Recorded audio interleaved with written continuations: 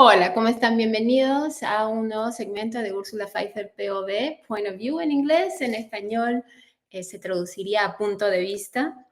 Y bueno, hoy quería compartirles un concepto que hace un buen tiempo me viene rondando la cabeza y que muchas veces encontramos no solamente en escritos, sino también incluso en cosas que decimos de repente sin darnos cuenta exactamente lo que estamos diciendo y que es más, estamos eh, mencionando o estamos expresando este concepto y sin embargo viene permeando nuestras conversaciones más cotidianas. Y ese concepto de evolución social. Y por eso es que titulé esta exploración de hoy en evolución, de concepto biológico a herramienta de discriminación. ¿Y a qué me refiero? Este concepto de evolución en realidad en ningún momento se pensó como una herramienta para entender a nuestras culturas y sociedades. El concepto de evolución lo presenta Charles Darwin en 1859 como un concepto que estaba relacionado a las especies. Después de décadas de haber observado el mundo natural, Darwin llega a la conclusión de que las especies van modificándose biológicamente para poder adecuarse mejor a su entorno. Y a eso le llama evolución. Pero no necesariamente dentro de su concepto una expresión de esa especie era mejor que otra. Es decir, no porque una especie algunos de los individuos de esa especie se habían adecuado a un nuevo medio ambiente, eran mejores que aquellos individuos que vivían en otro medio ambiente. Por ejemplo, si una especie venía de una zona tropical y de pronto debido a cambios climáticos su medio ambiente se había convertido a desértico, aquellos individuos que se habían adaptado como un proceso de selección para poder sobrevivir dentro de este nuevo ámbito desértico, no necesariamente eran en sí mejores que aquellos antepasados que habían vivido en esa misma zona, pero en un ambiente tropical. Simplemente cada uno era mejor equipado, estaba mejor equipado para su medio ambiente, pero no se comparaba, no había necesidad de comparar a unos con otros. Era simplemente, dadas las circunstancias, la selección natural había llevado a que evolucionara una especie para poder adecuarse a los cambios en su entorno, en su medio ambiente. Y eso era lo único que decía Darwin. Pero creo que fue el concepto de selección natural el que inmediatamente fue interpretado como equivalente a competencia natural, cuando no necesariamente se trata de una competencia por sobrevivir. No es como una carrera donde uno tenga que poner más energías para poder llegar a la meta. El tema de selección natural no es equivalente a competencia y sin embargo muchos lo asumieron de esa manera. Y asumiendo la selección natural y la evolución como un tema tanto de competencia, pero además de eso de competencia para identificar al mejor, es que se desdibujó este concepto de evolución biológico, evolución de especies a evolución social. Y lo interesante además es el contexto histórico en el cual surge este concepto de evolución social. Pero antes que entremos a eso, creo que debemos comenzar a decir por qué nos debe importar. Y yo creo que a todos nos debe importar, todos aquellos seres humanos que nos encontramos en sociedad, deberíamos cuestionar el término de evolución social. Porque si implica que unas sociedades son mejores que otras, ¿qué nos asegura que siempre vamos a estar del lado ganador? Especialmente cuando en nuestro caso como latinoamericanos, todavía no hemos podido ni siquiera identificar una identidad desde una mirada interna, sino más bien, interesantemente, tendemos a mirarnos a través de ojos ajenos, de una mirada externa, y muchas veces una mirada occidental, europea, o en todo caso, más recientemente, estadounidense. Y es una mirada por la cual incluso nos designamos como países de tercer mundo, con lo cual ya se dice mucho. Y no solamente esta mirada externa, europeizada, occidentalizada, nos designa como individuos de países de tercer mundo, sino que además de eso determina, dictamina a qué deberíamos aspirar, hacia dónde deberíamos ir, cuál debería ser nuestro siguiente paso de mejora y de crecimiento, que además esa imagen aspiracional está tallada, está creada a imagen y semejanza de precisamente las mismas sociedades que introdujeron el concepto de evolución social. Vistos ellos mismos como el ápice, como la mejor expresión de la sociedad, determinaron que estaban en la cúspide, estaban liderando la evolución social y que todas las demás sociedades, incluidos nosotros los latinoamericanos, estamos tratando de alcanzarlos, de llegar, precisamente de emularlos, sin considerar si verdaderamente ser europeos occidentales, ser una expresión encarnizada de este ideal de mejor sociedad de primer mundo, verdaderamente se alinea con quiénes somos, cuáles son nuestras necesidades y una identidad que verdaderamente nos favorezca, que sea coherente con nuestra compleja naturaleza e historia. Y bueno, en ese sentido, creo que nos es importante, especialmente como latinoamericanos, pero yo diría no solamente a nosotros, porque el mundo da vueltas y nunca se sabe cuándo uno va a ser el ideal o cuándo va a estar a la cola de esta idea de evolución social. Pero en general, hablando de nosotros, a los latinoamericanos, creo que nos es importante cuestionar este concepto de evolución social, especialmente porque nuestra identidad todavía, creo yo, no es autoforjada, no está forjada por una mirada interna. Y porque es compleja. De muchas maneras, creo yo que nosotros somos lo que yo llamo in-betweeners, intermedios, indefinidos. No somos ni esto ni aquello. Y en esa dificultad de categorizarnos claramente, tenemos una identidad frágil que nos dificulta el poder establecernos, el poder declararnos, declarar quiénes somos y hacia dónde queremos ir. Entonces, comencemos por ver de dónde parte esta idea de evolución. Y esta teoría es una teoría de adaptación biológica al medio ambiente. Y como les comenté, y ustedes la mayoría deben saber, es propuesta por Charles Darwin en 1859. ¿Qué sucedía en Europa? Charles Darwin es inglés. ¿Qué sucedía en Europa en ese entonces? ¿Qué sucedía en Europa a mediados de los 1800? Europa pasaba por una etapa de imperialismo post-conquista. La época de la conquista, aquella que fue liderada por España y Portugal, había terminado, había concluido ya hacía más de un siglo y medio, sino casi dos. Entonces, que es más o menos de mediados del siglo XVI hasta mediados del siglo XVII, había sido la época de la conquista, donde la idea era explorar, entre comillas, el nuevo mundo y hacerse de territorios y de súbditos.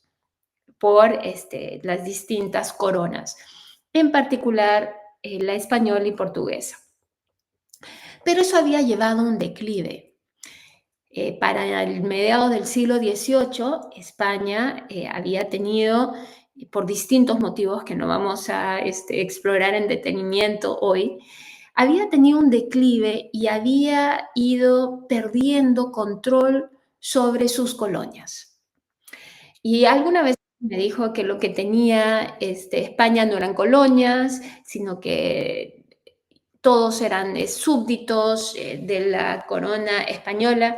Y yo diría que eso solamente lo diría un español, porque para la mayoría de latinoamericanos estaba muy claro que se le podría llamar virreinato o capitanía o distintos nombres, pero lo que había en Latinoamérica eran colonias que le rendían incluso literalmente tributo, que le daban tributo sus recursos, etcétera, a España. Pero en todo caso, para mediados del siglo XIX, ya no había perdido control España sobre sus colonias y lo que surgió es una serie de naciones débiles aún, inciertas en torno a su identidad, después de cerca de 300 años de dominio español, donde no terminaban no solamente de conocerse, sino de reconocerse como un grupo, como una sociedad, como una nación. Es decir, supuestamente si una sociedad, una nación, si una nación es un espacio geográfico en el cual hay individuos que se reconocen como parte de un grupo que comparten culturas, valores, ideales, etcétera, eso todavía no había cuajado en Latinoamérica. Por distintos motivos, lo que había dejado de España eran sociedades muy jerárquicas, sociedades que hacían mucha diferencia no solamente a nivel cultural, sino incluso a nivel racial. Pese a las mezclas de razas que se habían dado, el nivel de diferenciación racial en Latinoamérica, y hay distintos diagramas tanto de México como de Perú, me imagino que alguna de los otros virreinatos también los tenía. No sé si en el de Argentina, por ejemplo, aunque tuvo un periodo más corto de existencia, me parece que de 50 años, también se daba, pero el nivel de diferenciación racial que vemos en los virreinatos españoles en Latinoamérica era casi neurótico, donde cada mezcla racial tenía nombre propio y habían, al menos en algunos casos, 12 nombres o más dependiendo de la mezcla de razas. En fin, dentro de este contexto, que este declive, este retroceso o esta pérdida de control de España, queda un vacío y una oportunidad de dominio para aquellas naciones europeas que recién estaban aseverando, estaban afianzando su poder. Entre ellas, por supuesto, la cuna de la revolución industrial, Inglaterra y Gran Bretaña por extensión. La revolución industrial comienza precisamente en Gran Bretaña, en Inglaterra, y le da suficiente acumulación de riqueza para poder expandir de manera dominante su poder en el mundo. Y es en este contexto, precisamente una sociedad como la inglesa o la británica, bastante religiosa, donde pese a que Inglaterra se separó de la Iglesia Católica Romana, seguía con la mayoría, con fuertes fundamentos cristianos, donde uno tiene que tratar al prójimo igual que a uno mismo, entre otras cosas, que con esta idea de conquistar, de convertirse en imperio, de en realidad explotar al prójimo, se crea un conflicto. Y en este conflicto inglés acerca de cómo justificar lo que se le hacía a naciones menos poderosas, cómo justificar el extraerle sus recursos, cómo justificar la opresión de sus ciudadanos y al mismo tiempo hacer las paces o de alguna manera lograr que se compenetrara con una mirada ética, moral, que exigía su religión y su sociedad. Era imposible. No se podía, no había manera de compenetrar una actitud imperialista, una actitud de dominio, de opresión, de explotación, con estos deseos de encarnar la moralidad, la religiosidad y el respeto al prójimo. Y en medio de estos conflictos internos, que no solamente se dan obviamente en Inglaterra, también se viven en otros países del norte de, de Europa, especialmente Francia y Alemania, y también Bélgica, en realidad y Holanda, que precisamente todos estos países del norte, al haber pasado de alguna manera Magiolos, al haber dejado de ser poderosos sus vecinos del sur, es decir, especialmente Portugal y España, habían visto la oportunidad de expandir su poder en territorios como África, que antes era territorios dominados, colonias portuguesas, y Latinoamérica, antes, o las Américas en general, colonias que habían sido colonias españolas. Por eso es que en este desencuentro entre sus ansias de acumular riqueza, de explotar y de este dominio imperialista y sus ideales morales, éticos, surgen pues pensadores como Nietzsche, que precisamente habla acerca de la importancia de la moralidad, de la ética y de cómo, y aquí tomo un poco la idea de Darwin, y de cómo el hombre debería evolucionar hacia un estado más puro, más bondadoso, pasando por distintas etapas de evolución social. Y ahí viene la idea de evolución social, no solamente de Nietzsche, sino de otros, porque la evolución social de alguna manera no solamente era una búsqueda en torno al hombre moral y ético, la evolución social sirvió como una excusa precisamente para la explotación y la deshumanización de todos aquellos que eran explotados. A una Europa imperialista post-conquista, donde ya no había que crear colonias, sino era simplemente una competencia por establecer el control político y económico sobre regiones de África, Asia y las Américas, que anteriormente habían sido colonizadas y que ahora estaban creando su independencia y tratando de encontrar su identidad nacional. A esa Europa que tenía este conflicto, yo diría, básico, este conflicto primario con toda su creencia religiosa, ética y moral, la idea de que había una evolución social le vino muy como anillo al dedo. Les era muy conveniente, porque si hablamos de evolución social y entendemos que finalmente hay sociedades que hay un camino, además, ¿no? Hay un camino de mejora y que el ápice o que la mejor versión de ese camino está representada por la sociedad europea y que más bien aquella de las Américas o del África estaban menos evolucionadas, eran peores, no eran tan buenas, etcétera. La justificación de explotarlos, dominarlos, etcétera, con miras a llevarlos hacia esta sociedad ideal que era la europea, obviamente justificaba las atrocidades que se hacían. Y de alguna manera, como rezago o como herencia de esa creencia, vienen pues estos términos de primer y tercer mundo, ¿no? Constantemente se nos dice que como ciudadanos del tercer mundo tenemos que tratar de evolucionar y convertirnos en ciudadanos de primer mundo, aunque sabemos en el fondo que esa brecha no se acorta, porque obviamente el primer mundo no nos espera, no nos dice, venga, únanse, sino que va evolucionando tecnológicamente y siempre quedamos rezagados.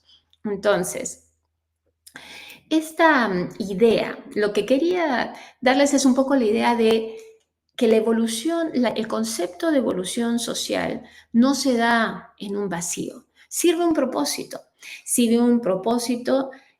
por un lado, para excusar la explotación, la deshumanización, para hacer que puedan convivir estas ansias imperialistas y al mismo tiempo las creencias en torno a un ser humano moral y ético.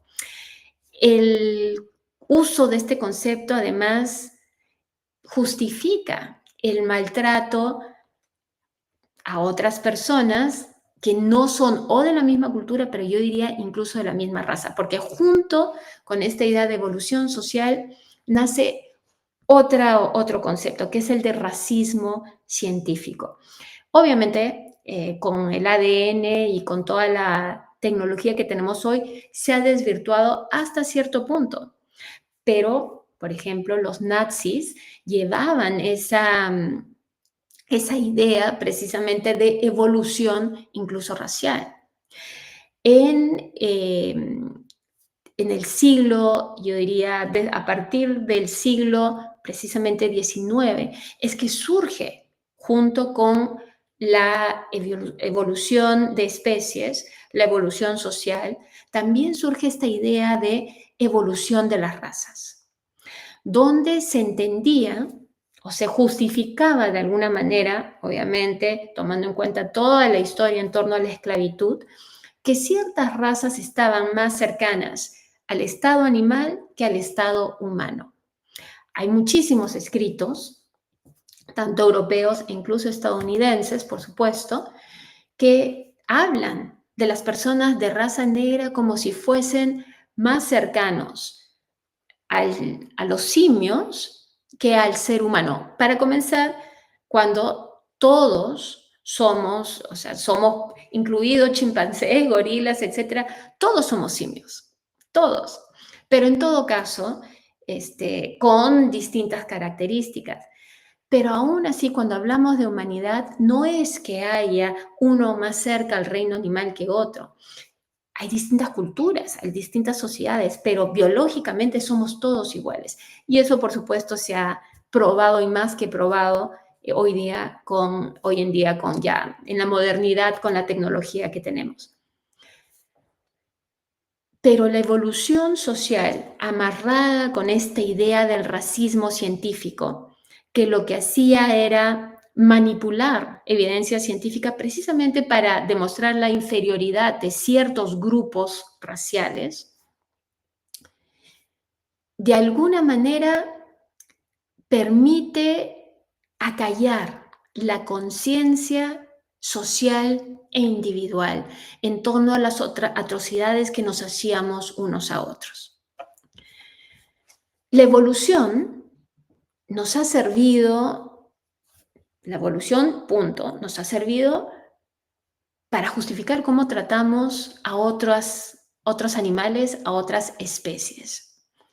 La evolución social nos ha servido para justificar cómo tratamos a otros seres humanos. Y eso es lo importante. Cuando nosotros, por ejemplo, decimos que ciertos grupos son más dentro de nuestro imaginario colectivo, cuando decimos que ciertos grupos son más salvajes o ciertos grupos son más pasionales o ciertos grupos son más violentos que no pueden controlarse, etcétera, lo que estamos haciendo es, estamos implicando que no es una cuestión de circunstancia, no es una cuestión cultural, es una cuestión de raza, es una cuestión biológica y en ese sentido es inevitable, lo cual no es cierto. Sí es verdad que hay distintas maneras de expresarnos como individuos y como grupos, dependiendo de lo que se nos ha enseñado, de lo que hemos internalizado y de cómo se han desarrollado nuestras culturas y nuestras sociedades de acuerdo a nuestro entorno y a nuestro pasado histórico. Pero esas características sociales y culturales no equivalen a características genéticas. Y en ese sentido, esta idea de evolución social y de evolución prácticamente racial nos hacen mucho daño porque entonces justifican nuestros prejuicios, justifican nuestras diferencias y nos permiten el que no cuestionemos nuestras actitudes hacia los demás. Por ejemplo, en Canadá, cuando llegan, por un lado, ¿no? Ustedes saben, está el lado francés, el lado inglés. Cuando llegan los franceses y los británicos, lo que hacen frente a los pueblos originarios, a los indígenas de la zona, no los integran. Que muchas veces los españoles dicen que, bueno, que ellos sí integraron. Eso es discutible, pero en este caso, definitivamente no los integraron a la primera, no se mezclaron étnicamente, no se mezclaron racialmente como sociedad.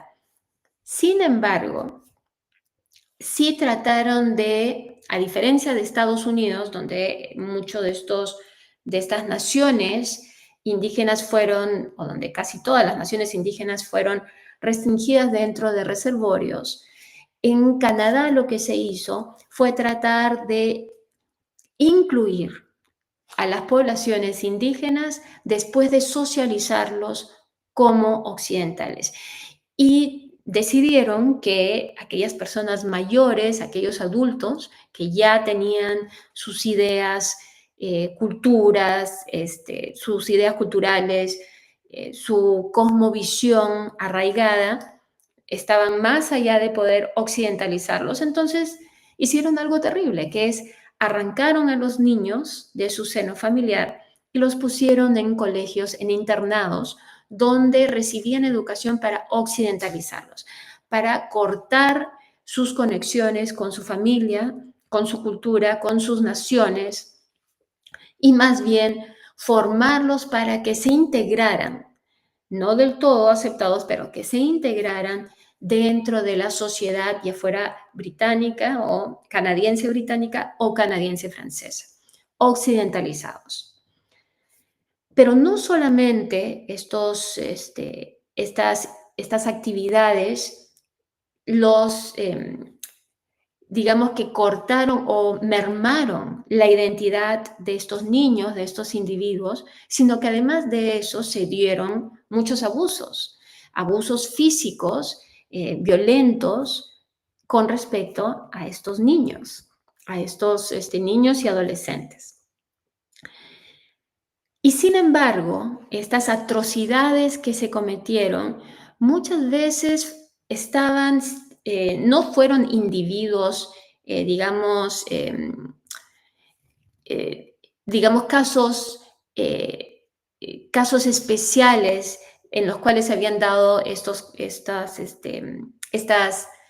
violaciones en realidad de derechos humanos, sino que incluso estos abusos estaban verdaderamente institucionalizados a tal punto que, por ejemplo, Jean Chrétien, que es un político canadiense que admitió que mientras era ministro de Asuntos Indígenas, sabía y él decía, problemas dentro de una escuela en particular residencial para niños de pueblos originarios de Canadá, que hoy es notoria por los abusos que se cometió ahí. Jean Chrétien es uno de los políticos más longevos de Canadá. Obviamente, muchas personas creen de que él representaba los valores, las creencias de la mayoría. Por eso lo eligían, por eso tuvo una vida larga en la política. y sin embargo estaba al tanto de estas atrocidades y no hizo nada por corregirlas. ¿Qué lograba que él justificara eso? Y encontré una cita muy interesante. Y él decía que había que mirar a la historia como una evolución de la sociedad.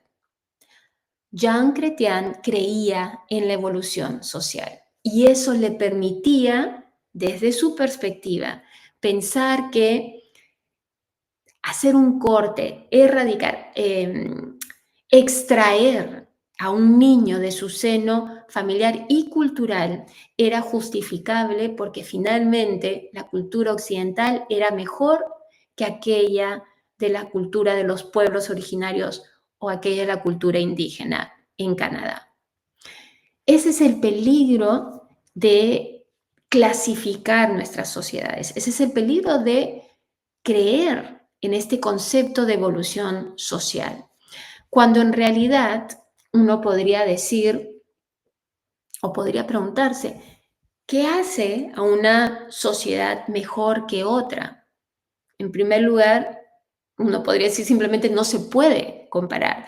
Cada una responde a su historia y a su entorno. Pero si tuviésemos que comparar, ¿bajo qué, cuáles serían nuestras, cuáles serían los atributos que estaríamos buscando? ¿Cuáles serían las características que determinarían qué es mejor que otra cosa? ¿Cuál sociedad es mejor que otra?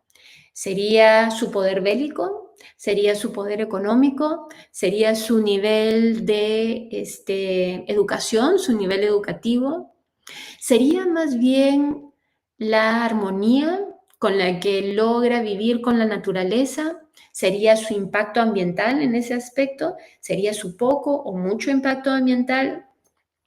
¿Sería el bienestar general de sus ciudadanos, de sus miembros? El cómo determinemos qué es mejor o peor va a variar de acuerdo a cuáles son los principios, cuáles son los valores que tomemos en cuenta a la hora de hacer ese análisis.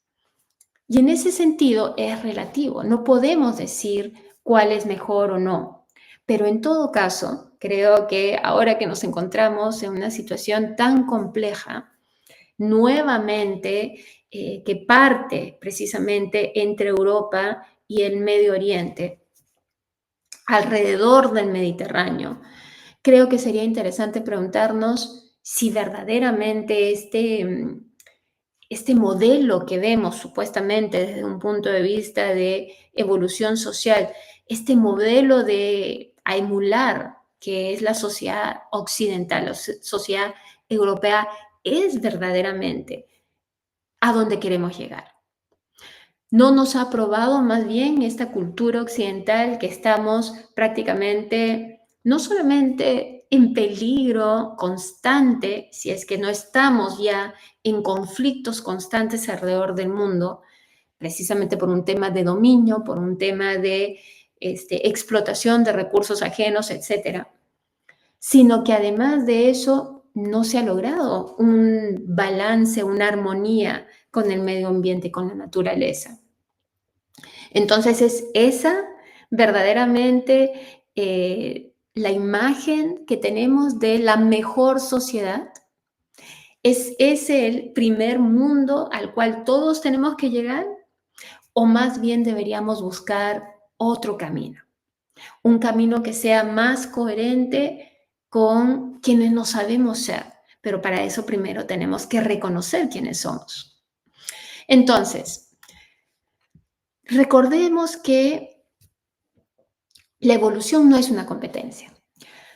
Cuando decimos que el mundo occidental no necesariamente es el clímax, es la mejor expresión, es la máxima expresión de la evolución social, que además estamos cuestionando, no es para decir, bueno, entonces el indigenismo, como surgió a mediados del siglo XX o a principios en el siglo XX en general. No es decir que el indigenismo es entonces la contraparte y que lo occidental es peor que lo indígena, porque nuevamente no hay peor, no hay mejor. Esa no es la solución. Tenemos que recordar que la evolución como concepto nunca implicó una competencia. Simplemente, como decía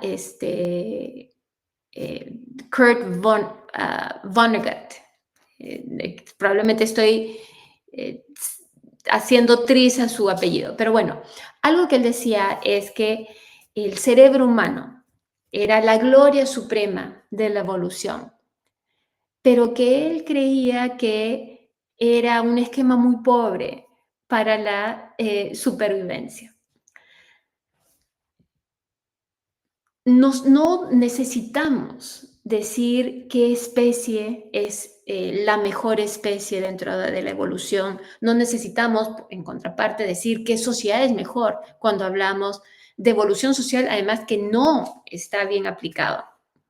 La evolución no es una competencia, es simplemente una herramienta de supervivencia de la vida, es una herramienta de adecuación al medio ambiente.